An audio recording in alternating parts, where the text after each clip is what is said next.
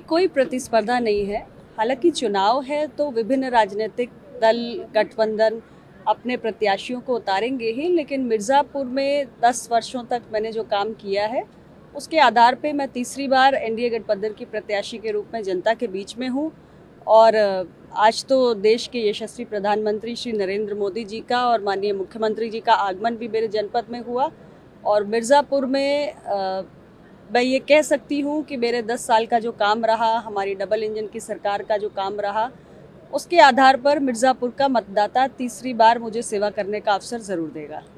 PM Modi की आपने बात की, अखिलेश यादव कह रहे हैं जो मुजरा वाला बयान पीएम मोदी ने दिया है तो दिखाता है कि आत्मविश्वास कैसे ढीला या कमज़ोर हो रहा है उनका। देखिए, मुझे लगता है कि आप तो पत्रकार हैं, पूरे देश में जा रहे होंगे, पूरे उत्तर प्रदेश में जा रहे होंगे, और जनता का जो आनंद है, जो उल्लास है, जो अपार उत्साह है, वो अपने आप में, अब तो हम 7वें चरण की ओर बढ़ रहे हैं, लेकिन मुझे लगता है कि जब हम शुरुआती चरण में थे तभी जनता के जोश से ये आभास हो गया था कि तीसरी बार देश में मोदी सरकार की हैट्रिक लगने जा रही है। और ये आभास सिर्फ एनडीए गठबंधन के साथियों को ही नहीं बल्कि इंडी अलायंस के साथियों को भी है कि तीसरी बार फिर से एनडीए की सरकार बनने जा रही है, मोदी जी प्रधानमंत्री बनने जा रहे हैं। तो आत्मविश्वास हमारा नहीं, उनका डगमगाया है। राजा भैया वर्सेस अनुप्रिया पटेल इस समय चल रहा है। अखिलेश यादव कह रहे हैं कि यूपी में 79 सीटों पर इंडिया अलायंस जीतने वाला है और बीजेपी पैन इंडिया 140 सीट पे सिमटने वाली है। 4 जून को जब नतीजे आएंगे तो दूध का दूध, पानी का पानी हो जाएगा। इस बार 4 जून को जब चुनावी परिणामों की घोषणा होगी तो इंडी अलायंस का सूपड़ा साफ हो जाएगा और एनडीए 2014 और 2019 से भी ज़्यादा बड़े मैंडेट के साथ, ज़्यादा बड़े जनादेश के साथ तीसरी बार देश में सरकार बनाएगा। इसलिए 4 जून के परिणामों का इंतजार कीजिए। जैसे वे राहुल गांधी कह रहे हैं 10 केजी राशन देंगे once they will come in the power. मुझे खुशी है कि वो आज एनडीए गठबंधन की सरकार के 10 साल के कामकाज और हमारी नीतियों से प्रभावित हो रहे हैं और हम हमारी सरकार से ही इंस्पिरेशन ड्रॉ कर रहे हैं। और जो हम कर रहे हैं, अभी तक करते आए हैं, हमारे ही नक्शे कदम पर वो चलना चाहते हैं। इसका मतलब कहीं ना कहीं हमारे विपक्ष के साथी भी हमारी नीतियों से सहमत हैं और उनके मन में भी ये विश्वास प्रबल हो गया है कि एनडीए सरकार ने 10 साल तक मोदी जी के नेतृत्व में जिस तरह काम किया है, आज देश की जो आम जनता है उसका भरोसा सरकार पे बढ़ा है। और विकासवाद की जो राजनीति को हमने आगे लेकर जाने का काम किया है, इसलिए देश की जनता तीसरी बार इस गठबंधन की सरकार को सत्ता में लाने जा रही है। क्योंकि आप एक फीमेल पॉलिटिशियन है, हवा में आते हैं, खेती से जुड़े हुए जीएसटी हटाएंगे, महिलाओं को आरक्षण देंगे, महिलाओं को सरकारी नौकरी में आरक्षण देंगे, तमाम वायदे वो लगातार कर रहे हैं।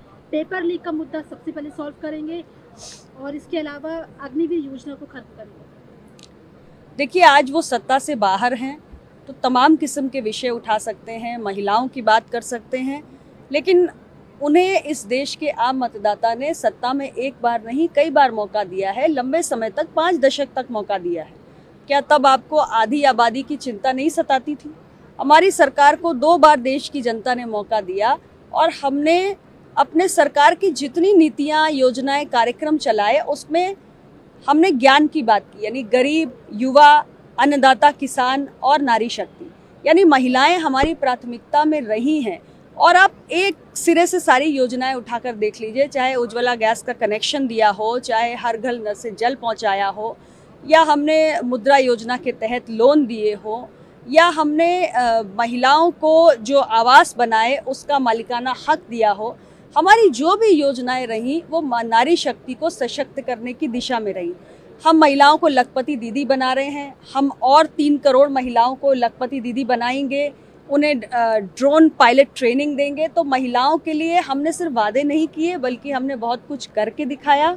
करोड़ों महिलाओं के जीवन में आज हमने बदलाव किया है और ये देश की आधी आबादी जानती भी है। इसीलिए आप देख रहे हैं कि आधी आबादी, पिछले कई चुनाव से आप लगातार देख रहे हैं कि आधी आबादी पूरी मजबूती के साथ सामने आ रही है और हमारे गठबंधन को हर सीट पर दमदारी के साथ वोट भी कर रही है। राहुल, देखिए, ऐसा है, मैं फिर वही बात कहूँगी कि जब उनके पास मौका था तब उन्होंने देश की आधी आबादी की चिंता नहीं की, लेकिन हमें मौका मिला तो हमने आधी आबादी को अपनी प्राथमिकता की सूची में डाला और महिलाओं के जीवन में आज एक बहुत बड़ा सकारात्मक बदलाव हुआ है।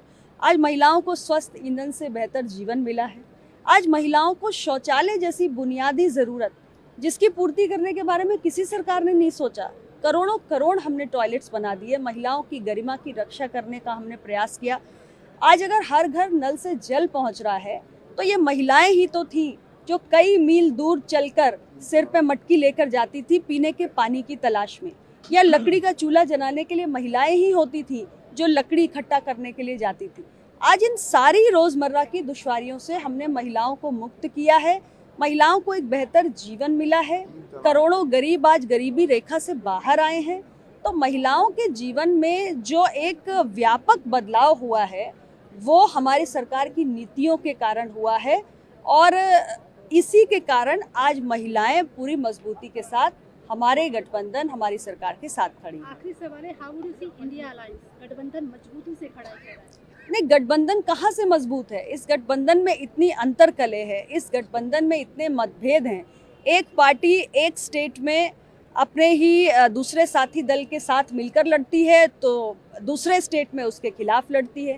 आप देखिए केरला में, देखिए कांग्रेस और कम्युनिस्ट पार्टी का क्या रिश्ता है। अब बंगाल जाइए तो हमारे कांग्रेस और कम्युनिस्ट पार्टी के बीच में कैसा रिश्ता है।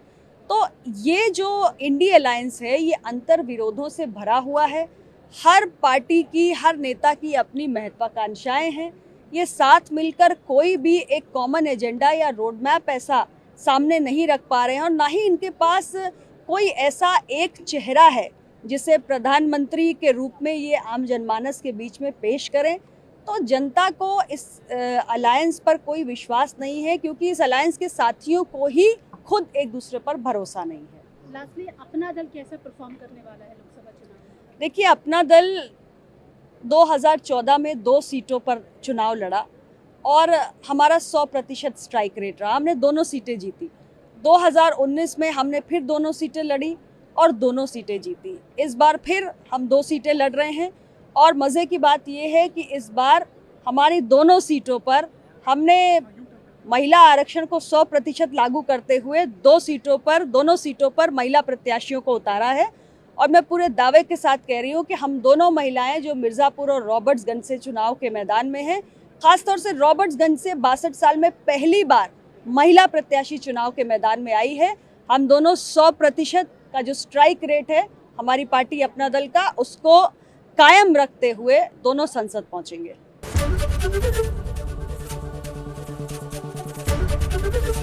एबीपी गंगा, खबर आपकी, जुबान आपकी।